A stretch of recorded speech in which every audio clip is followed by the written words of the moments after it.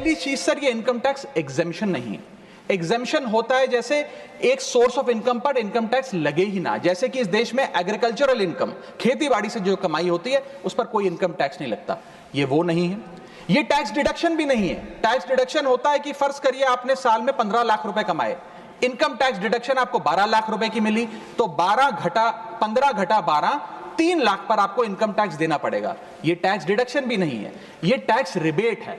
यानी कि 12 लाख तक अगर आपने पैसा कमाया साल में तो आपको इनकम टैक्स नहीं देना, लेकिन जैसे ही 12 लाख से ज्यादा, फर्ज करिए आपने 12 लाख 1,000 रुपए कमाया, तो पूरे 12 लाख 1,000 पे आपके स्लैब अनुसार आपसे इनकम टैक्स वसूला जाएगा। और दूसरी चीज, कैपिटल गेन्स पे, यानी कि अगर आप अपने कोई मकान बेचते हैं, सोना बेचते हैं, इक्विटीज बेचते हैं, शेयर्स बेचते हैं, उस पर जो कैपिटल गेन पे, मुनाफे पे लगता है टैक्स, वो इस 12 लाख की सीमा में नहीं आएगा।